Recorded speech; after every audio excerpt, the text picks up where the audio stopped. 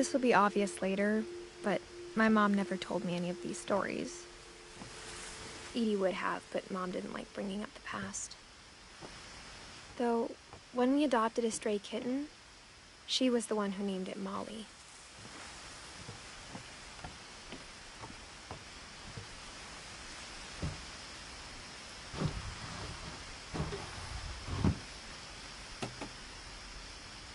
I spent a lot of time in Great-Grandma Edie's room.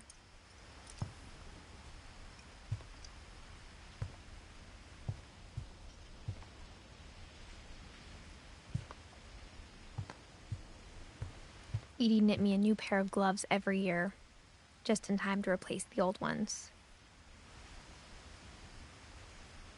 Louis died a week before we left, but Edie had already started to memorialize him.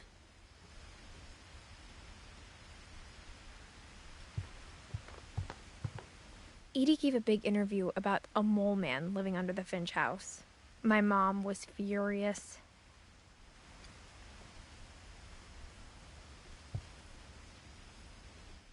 I hadn't thought of myself as Edith Jr. for a long, long time.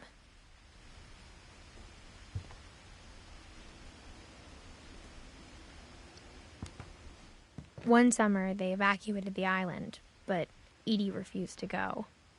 For a few weeks, she was a celebrity.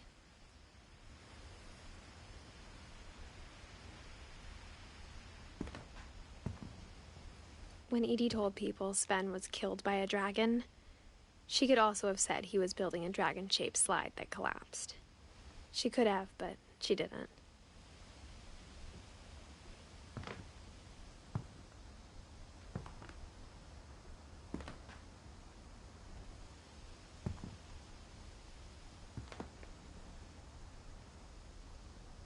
Even in her 90s, sometimes Edie seemed a lot younger than my mother.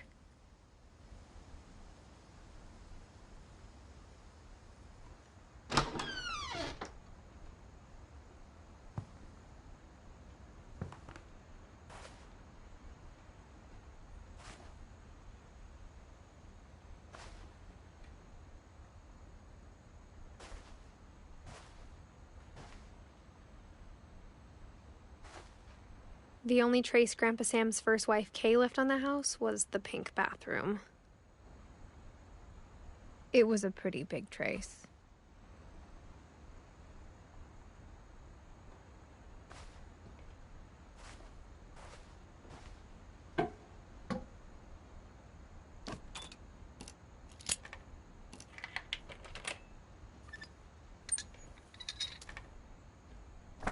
There's a secret in this bathroom. It's in the last place you would look. It isn't in the cupboard.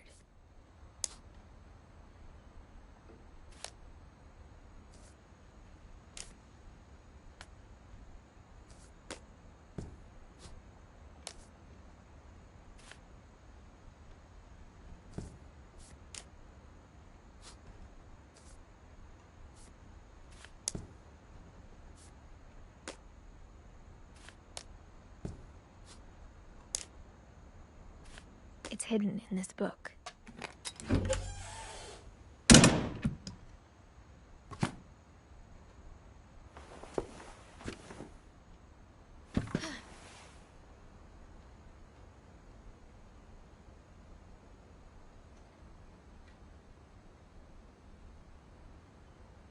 Sven gave Sam an old camera he'd refurbished. He never put it down.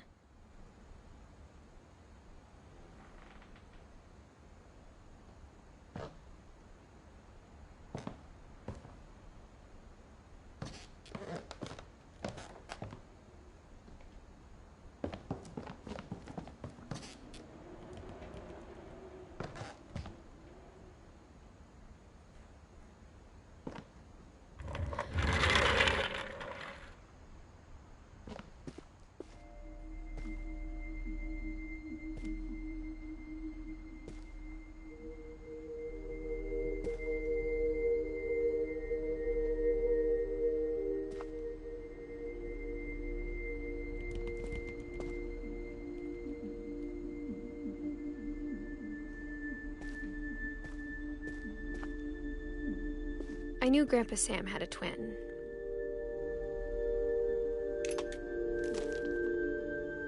And that he never talked about him.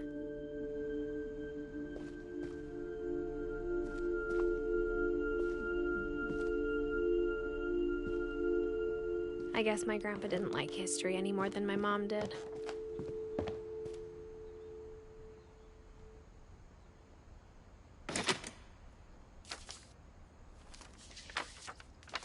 How I Want to Remember My Brother by Sam Finch. The thing I remember is that when he made up his mind, that was it.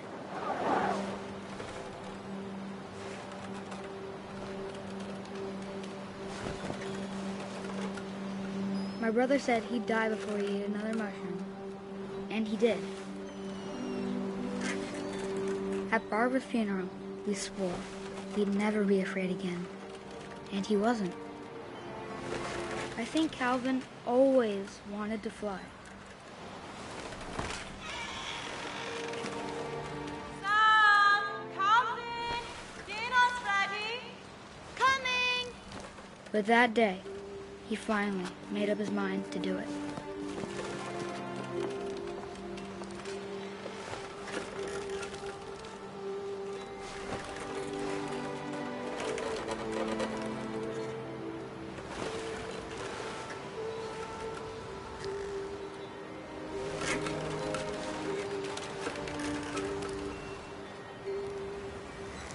I told him going around was impossible.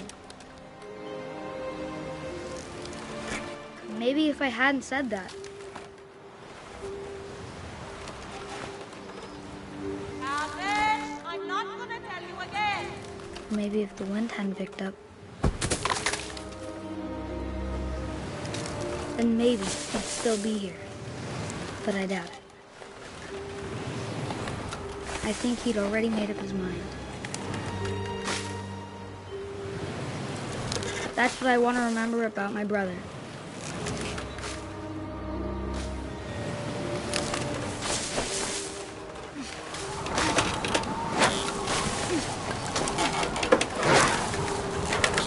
The day he made up his mind to fly. And he did.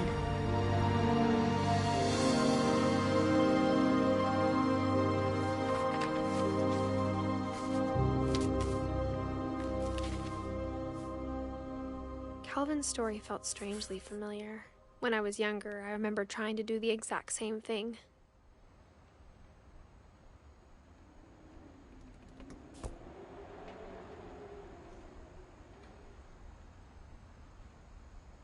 After the funeral, Edie roped off Calvin's half of the room.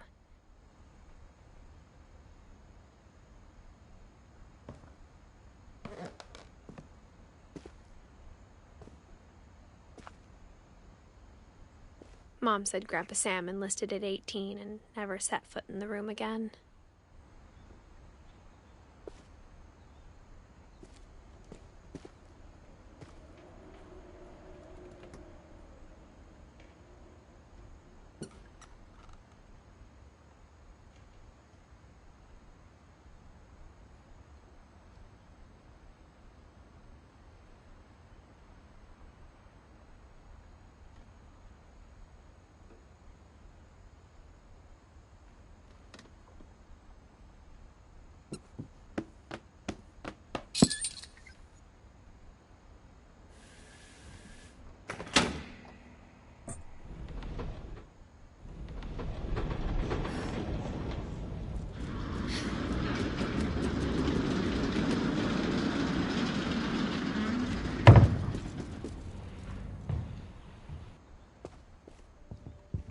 The passages were a pretty tight fit.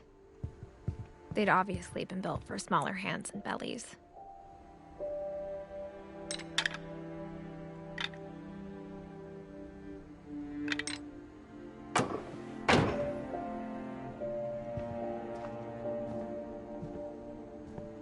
Whenever people ask me about my family, the first thing they always want to know about is Barbara.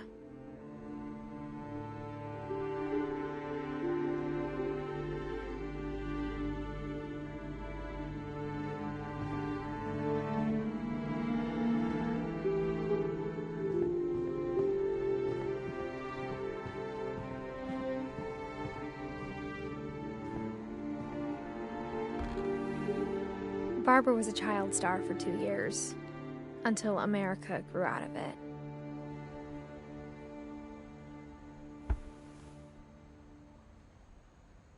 Edie's father, Odin, built the original house.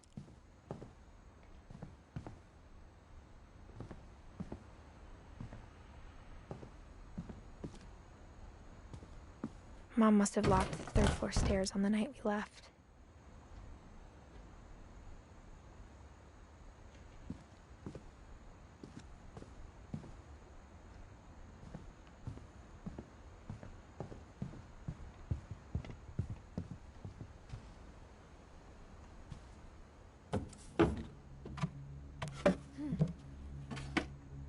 Growing up, I always thought of Barbara as a child star.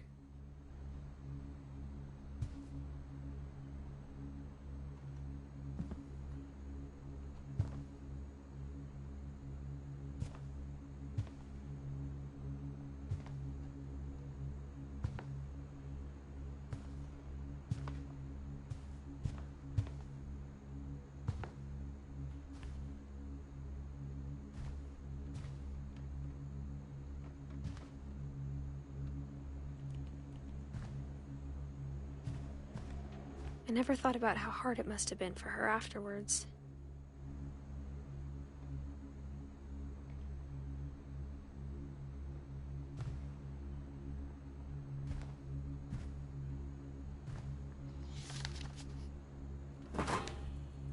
Of all the stories people wrote about Barbara's death, I'm surprised Edie saved this one.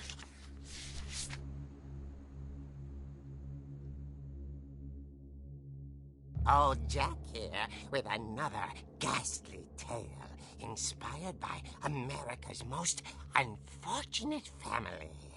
I'm calling it The Surprise Ending of Barbara Finch. As a child star, Barbara was famous for her scream. Now at 16, she was all washed up. A has-been. But in a lucky break, she'd been asked to perform her signature scream at a local convention for monster movie fans. It was just the boost her career needed. Unfortunately, her scream hadn't aged well. Getting better. I think you just need the right motivation. Her biggest fan and current boyfriend, Rick, was about to demonstrate when... Now that was a great scream. It was Barbara's father, Sven. He'd slipped into a table saw and had to be rushed to the emergency room. So Barbara got stuck babysitting her youngest brother, Walter. Her convention comeback was cancelled. Okay, I'm hearing frustration, but I'm not hearing terror. What if I tried... A gang of hoodlums in Halloween masks have been terrorizing Orcas Island tonight. Police are urging residents to... That came from the basement. You're right! Also, I loved your delivery on that. Why is your basement door locked? Because my dad likes making puzzles and secret passages. There's a key hidden in the music box. The secret is to keep winding and winding until finally the key pops out. Thanks, babe. I'll be back in a sec. 20 minutes later, Rick hadn't returned. So Barbara went to look for him, right on cue. She reached for the music box.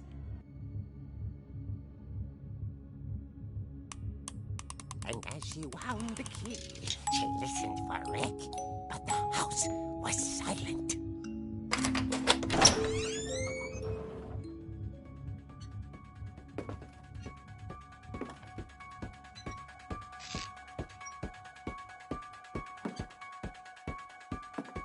She found Rick's crutch and imagined the worst.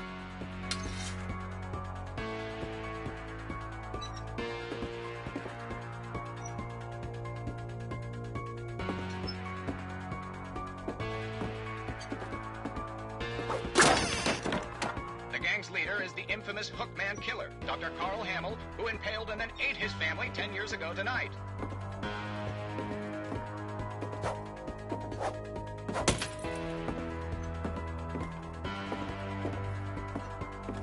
The old fridge rattled and grew still.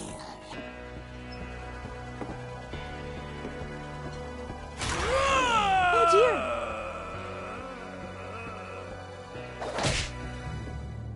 Oh! Rick? Barb, relax. I was just trying to scare you to help you find your scream. Well, I'm not scared, Rick. I'm furious. Then act furious. All I'm getting from you now is that you're hurt and confused and you... She threw him out, but she kept a little something to remember him by. Barb, have you seen my other crutch? And she was still holding it when she fell asleep watching the late picture show. Hours later... Barbara! Walter, what's going on up there? Ah! Okay, I'm coming up, but if this is a trick, you're dead, Walter.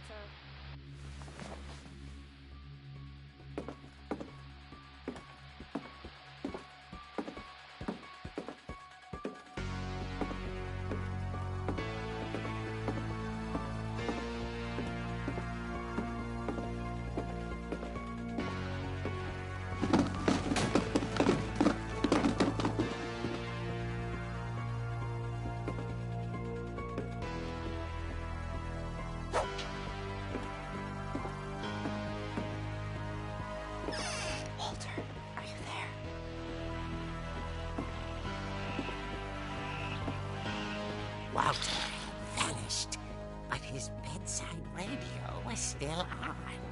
Orcas Island police describe the man as 6 feet tall, with a steel hook for a hand.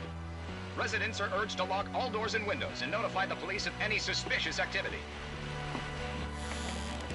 Barbara turned, saw the hook man, and was speechless. He was quite smashing.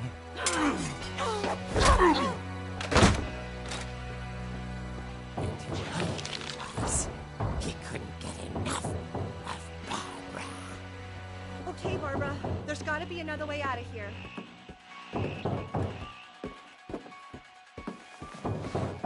That night, she played her part beautifully.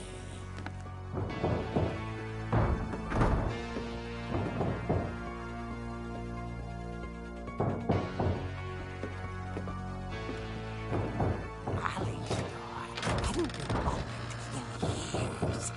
The hinges groaned.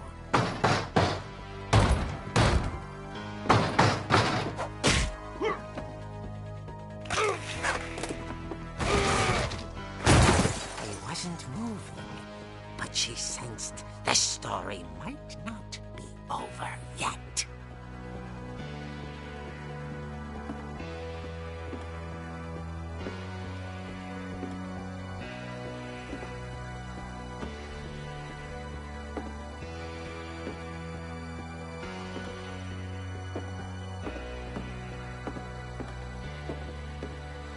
The hookman had vanished. She listened for his breathing, but all she heard was...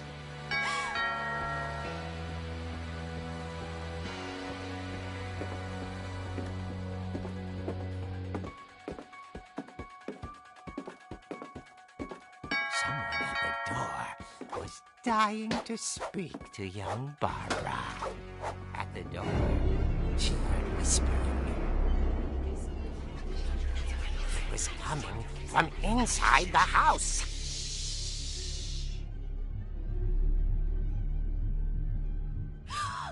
Oh dear. The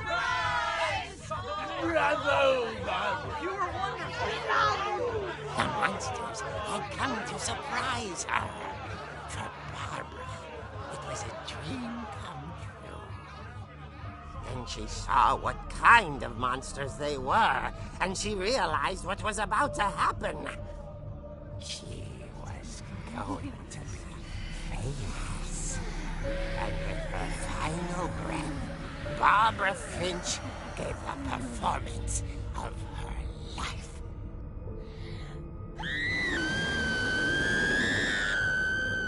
I wasn't there myself, but I hear Barbara was magnificent. Poor girl. She had a taste for stardom. But unfortunately, so did her fans. Of course, the police blamed it all on poor Rick, who disappeared the same night. And little Walter? Hiding under his bed the whole time. He took it all pretty hard, but that's another story. As for Barbara, tucked inside the music box is all they ever found of her. Her ear. Now that's what I call a real eerie tale.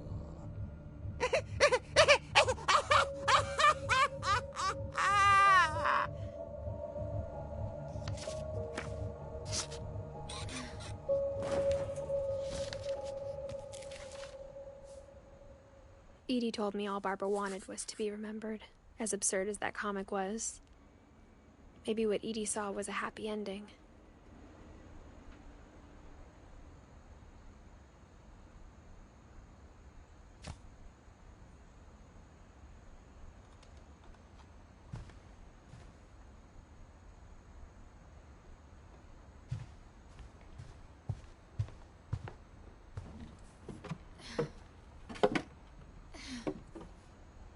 I guess now I know why Mom didn't like me playing with the music box.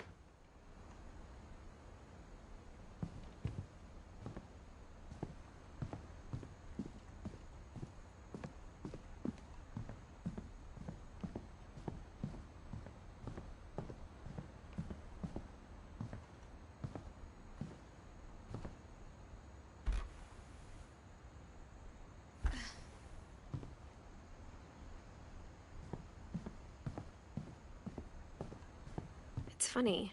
All those times I played with the music box and never found the basement key.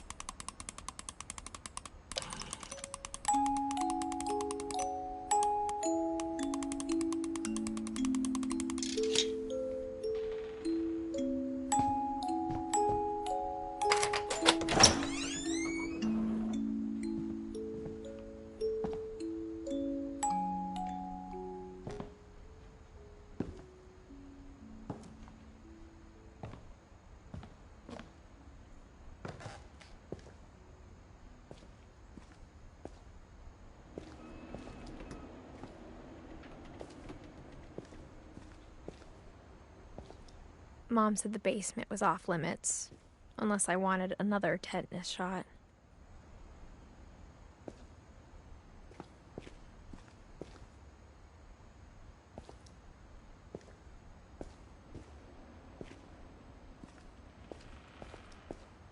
I saw Edie sneak down to the basement once, carrying packages.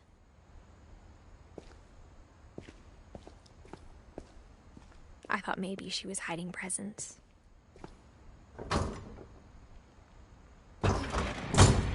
It turned out she was hiding a lot more than that.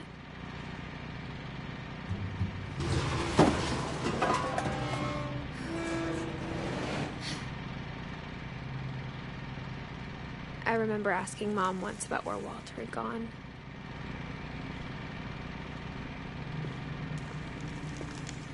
She said after Barbara died, he got as far away as he could. If there's a pattern in all these stories,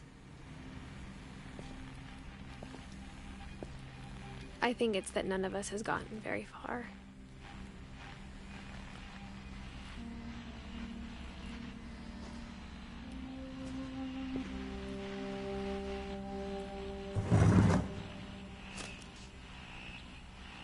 Goodbye, everyone.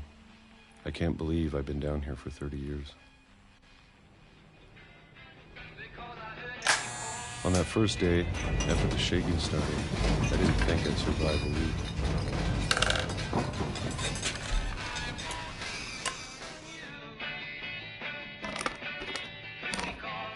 But after a few days, I settled into a routine. That's what kept me sane. Having a schedule, living for today. I always expected to be dead tomorrow. But if you wait long enough, you get used to anything.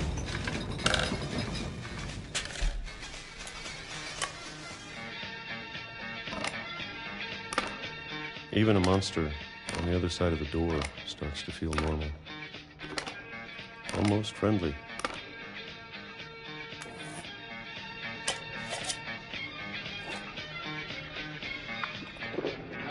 And then one day, everything just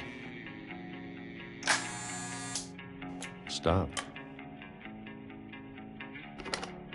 Whatever that thing was, it was gone. Maybe it got tired of waiting. Or maybe I just got tired of being afraid.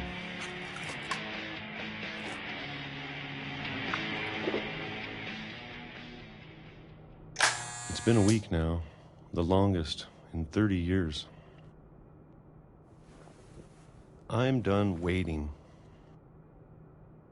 I have to leave while I still can.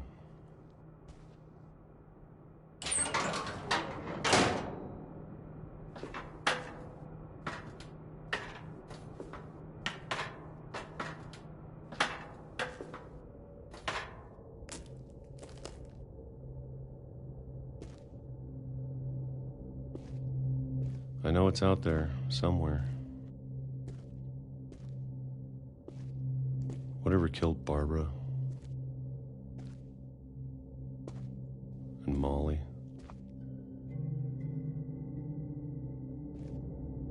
and Calvin.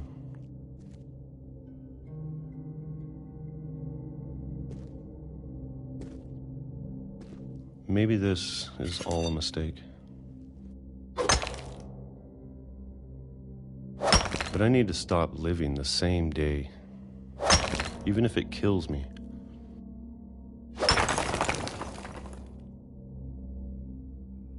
Whatever's out there, I want you to know I'm ready for it. I'm going to appreciate all of it, especially the food.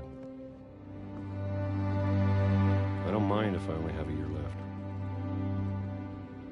or a month, or a single week. I'd be happy with one new day.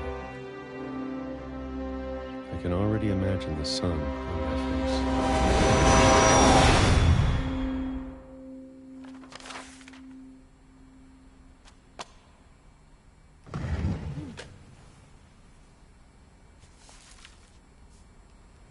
Walter died when I was 6. I can't believe my mom never told me he was down here.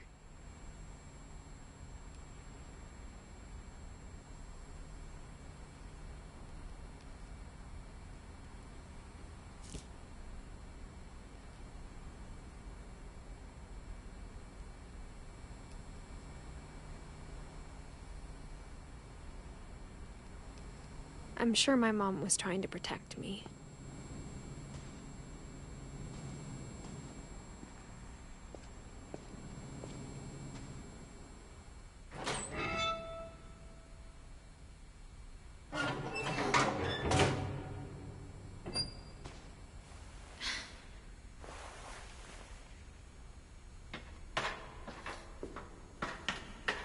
Maybe she was afraid I'd end up like Walter.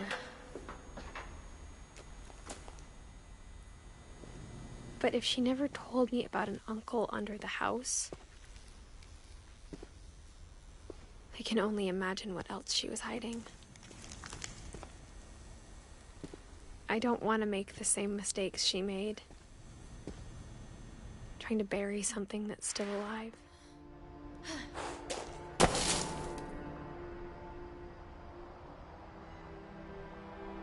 Now that there's only one of us left, or maybe two, I thought it was time I heard the stories for myself and found out what happened to everyone else. But now I'm worried the stories themselves might be the problem. Maybe we believed so much in a family curse, we made it real.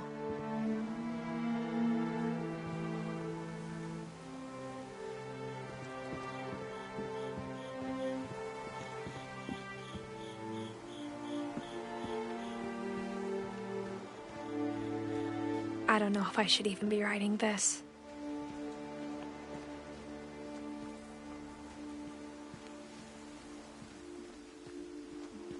Maybe it'd be better if all this just died with me.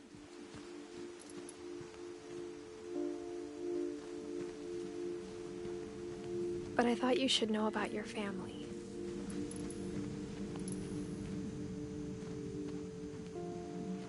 And the history you're a part of.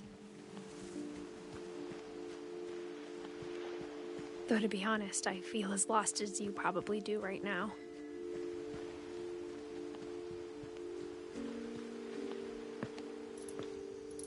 I think the people in these stories believed them, for what that's worth.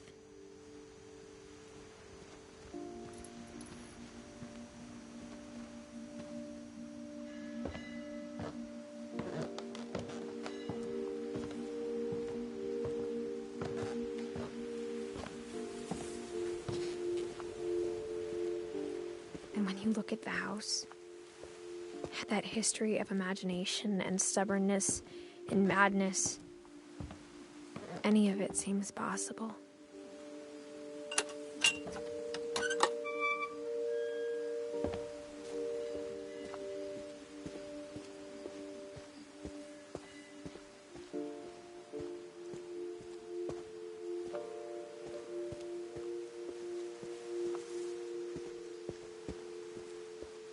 I think we've been surrounded by death for so long, we've just gotten used to it. What kind of family finishes building a cemetery before starting the house?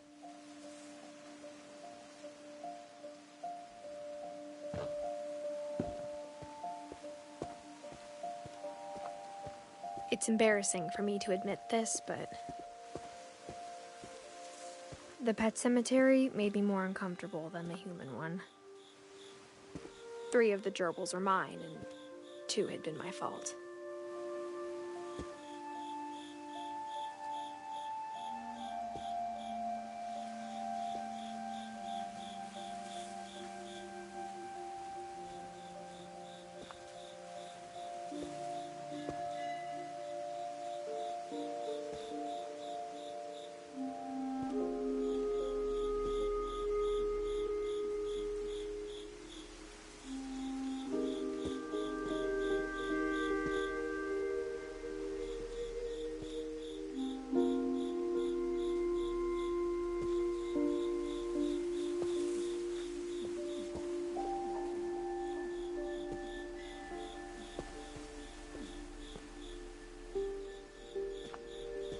Sven built the house, but it was Edie who designed the cemetery.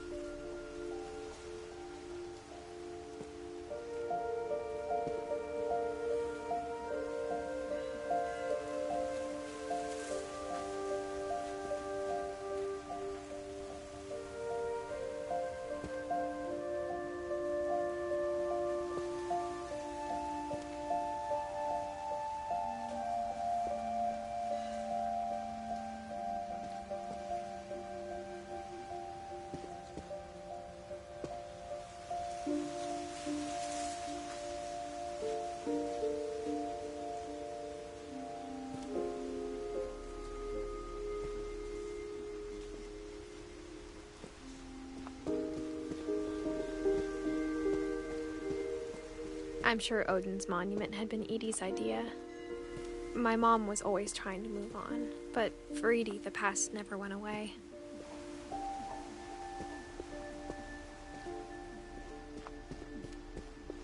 She could see it poking out of the water at low tide.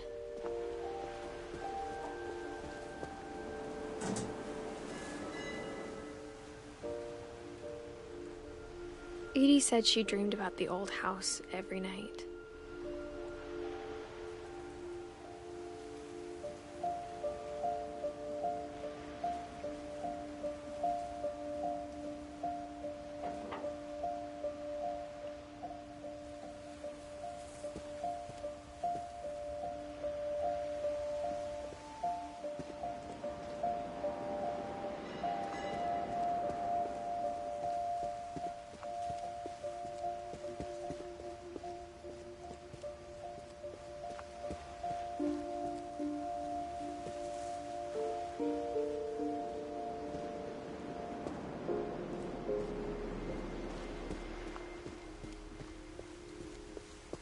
Edie's side was always easier for me to understand.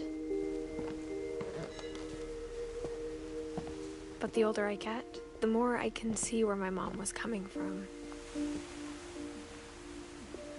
Her dad had been pretty strict, but it wasn't enough to save her brothers. She was just trying to do better.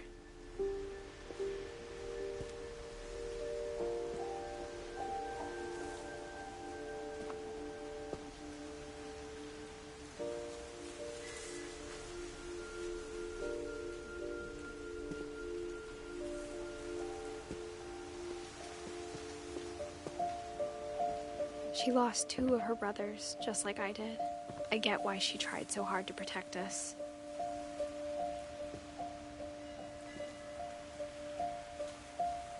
We never found Milton's body, so my mom insisted we were putting up a monument, not a tombstone.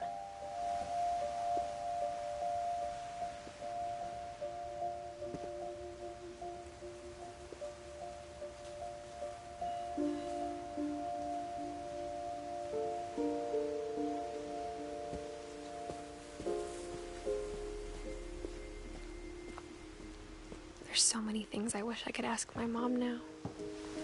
Part of me thinks this is what she wanted all along.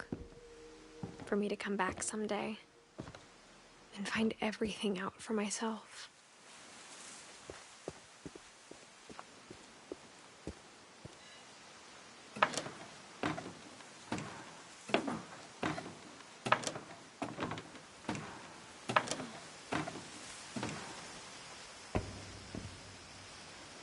But looking back on it now,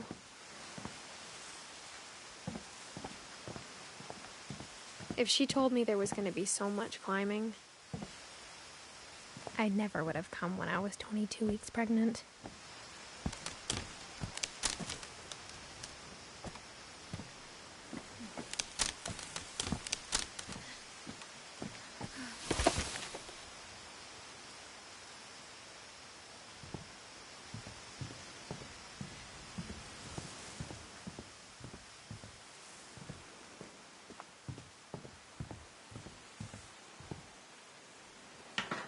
I never met Grandpa Sam, but I think he and my mom had a lot in common.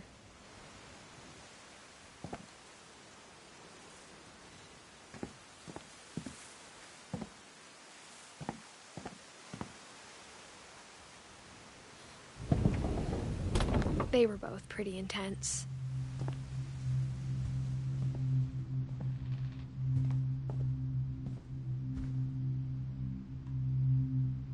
Sam spent his life shooting photos, but Mom said he got nervous being in front of the camera. I guess we're all afraid of something.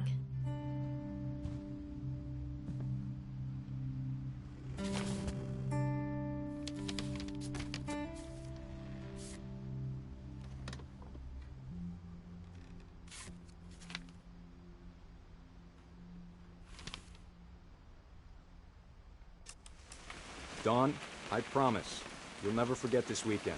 Yes, sir. These memories are gonna last a lifetime. Am I gonna have to shoot anything? It's a hunting trip, Dawn. Shooting is strongly encouraged. Perfect. It's gonna rain the whole weekend, isn't it? I will never forget this weekend, Dad. That's the spirit. Smile, Dawn. Okay, got it. I'm gonna take some pictures, okay? Just be careful. That camera's older than you are. Aw.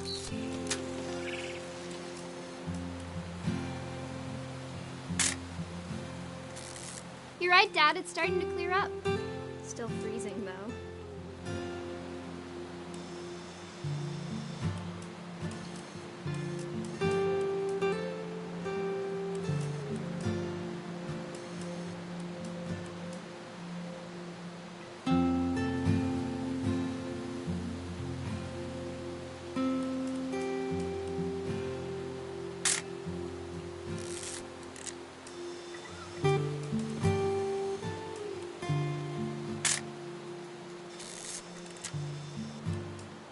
Definitely should not have drunk all that coffee. Hold still while I take a picture of you. I definitely won't be moving. Are you done yet? Does it sound like I'm done? Hey! That's a keeper. I'm just saying, I'm not always gonna be here, Don. You'll need to remember this stuff, if you want to survive. I'll be fine, Dad. You know who else thought he was gonna be fine? Some guy who died. Don, I'm being serious. I know, Dad. You're always serious. Doesn't being out here make you want to chill out? Well, to tell you the truth, I haven't been out here in 20 years.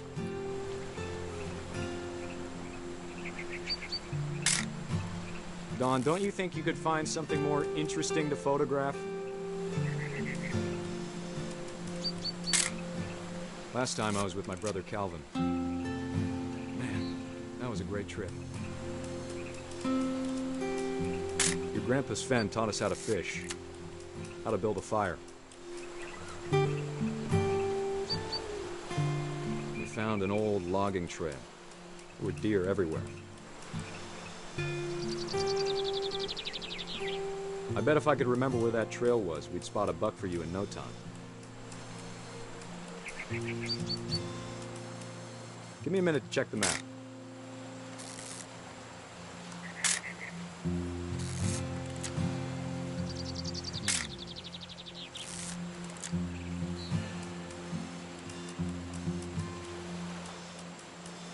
Let's see. You don't need to waste any more film on me, kiddo.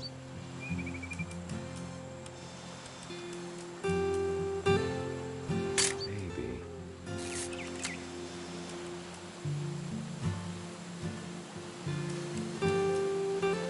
What is it?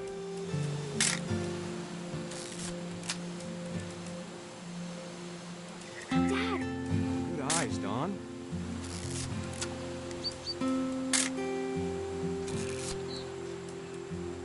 Before you take the shot, let me get a picture of you.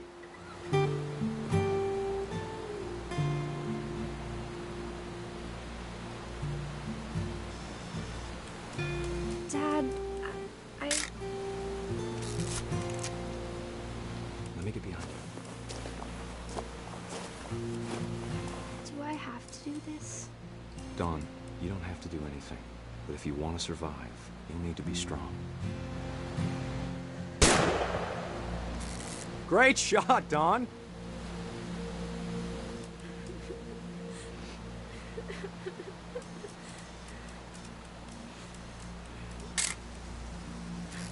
I'm proud of you, Don. Always remember that, okay?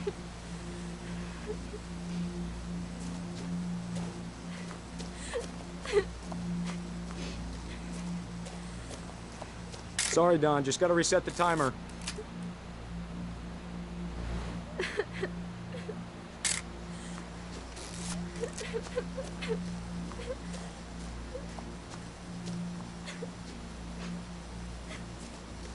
Dad, it's twitching. I think That's it's totally so... normal, Don. Just focus on the camera. Try not to think about... Dad!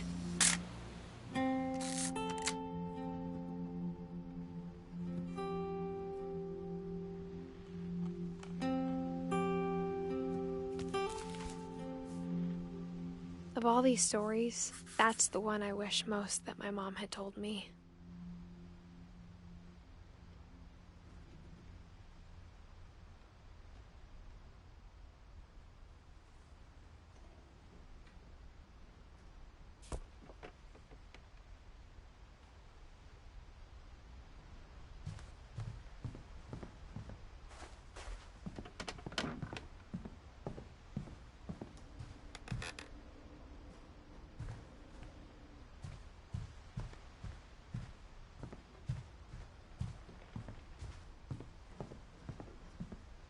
Instead of hiding from death, Sam seemed to go out of his way to meet it.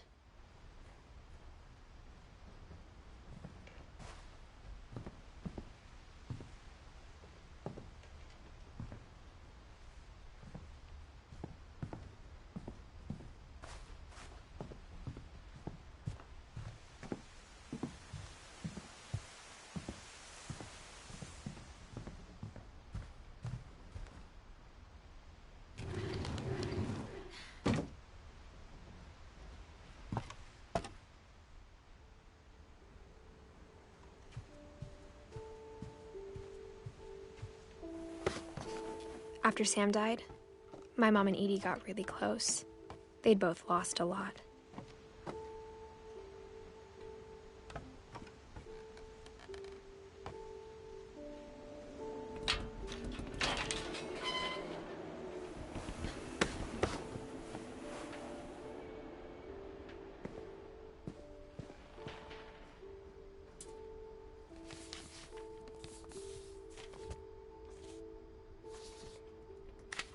Dear Kay, do you remember the way Gregory used to laugh when he thought he was alone? Like something funny was happening, but only he could see it.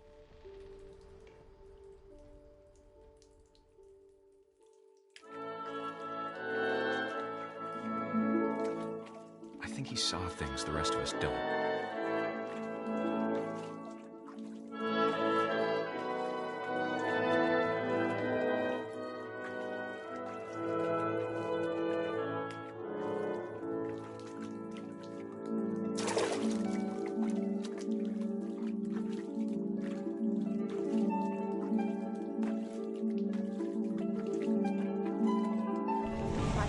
Gregory, it's time to...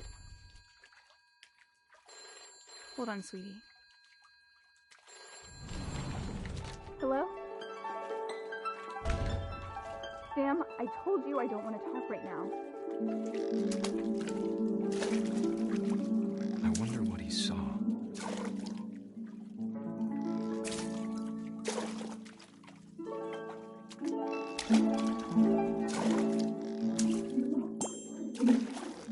What his world was like.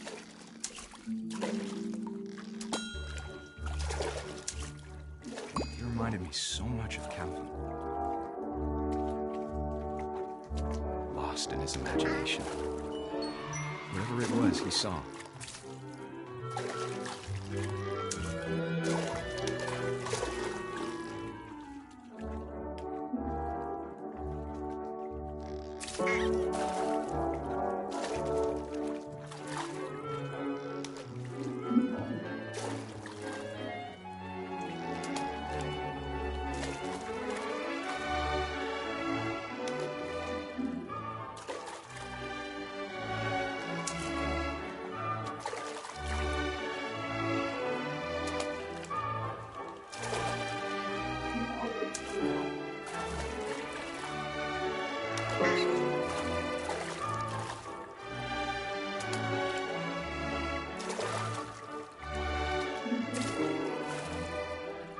It sure made him happy.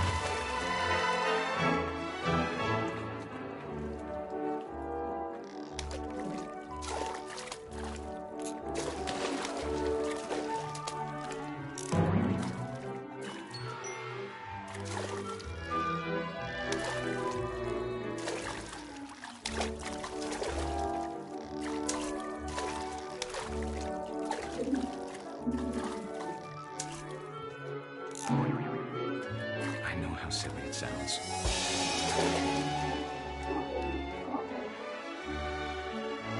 But I worried about a baby being too happy. But I could feel him slipping away. Sorry about that, Gregory. I know you did everything you could. Maybe if I hadn't called that night, I wish you could have told us about the world he saw.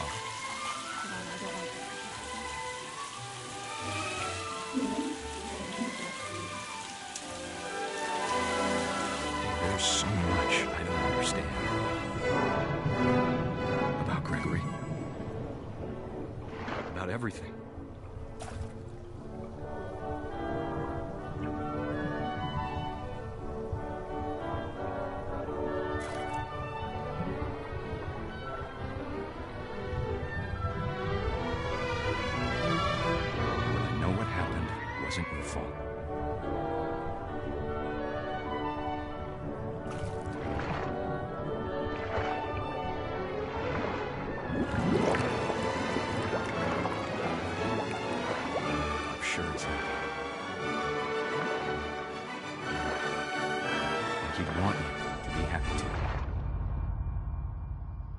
Good luck, Kay. Love, Sam.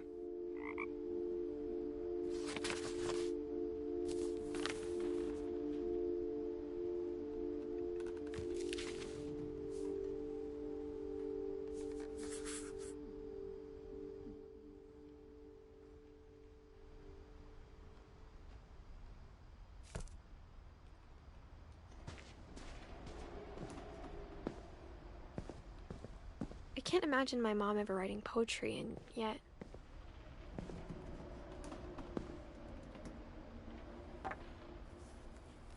A poem for Gus, who always said the wedding was a bad idea.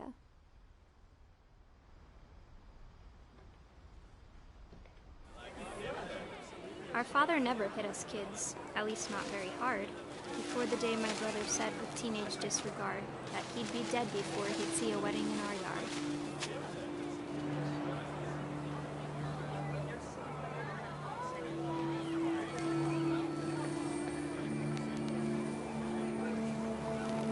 My father made him come, of course, but Gus stood far apart, just flew his kite and bottled up the storm inside his heart.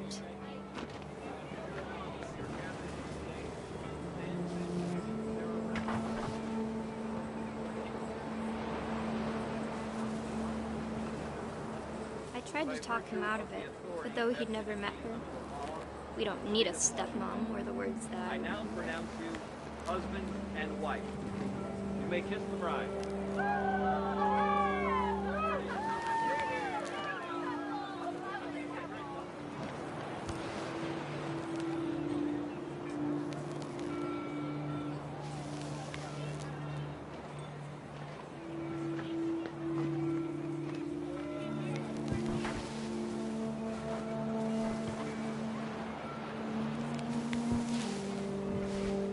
When the time for photos came, Dad ordered him to come here. But Gus declined, and as a sign held up his middle finger.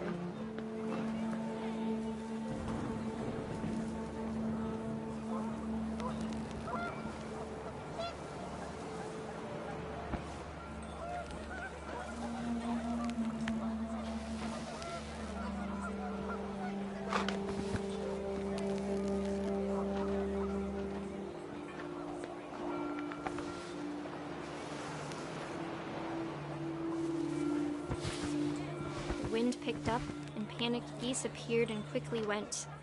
But all the humans did that day was go inside the tent.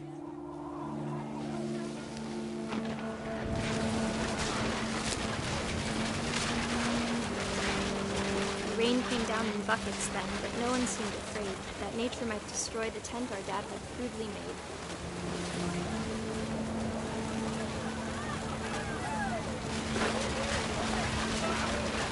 Thunder sounded much too close and full of angry power.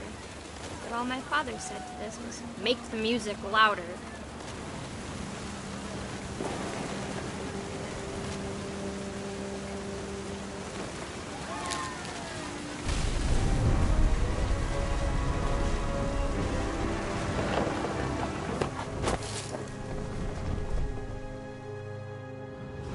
I wish that I could truly say I thought about you on that day. Out there on the beach alone, just you, the wind, the sea, and foam.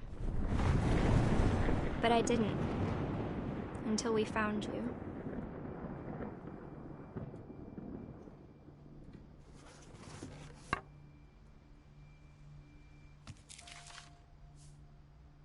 She never talked about him, but Mom told me once if I was a boy, they were going to name me Gus.